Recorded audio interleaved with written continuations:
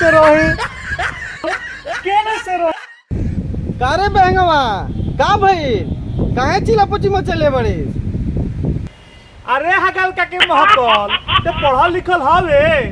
हाँ पढ़ल लिखल है का बात है बताओ। तो लिखू तो बोल का लिखी। तो लिख इंडिया।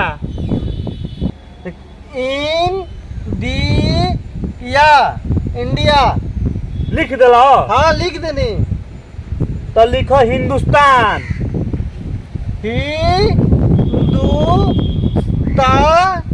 हिंदुस्तान लिख। हिंदुस्तान लिख दिला। हाँ। तो लिखो भारत। भारत तो लिख दिला। तो बताओ कि हम केने से रहे।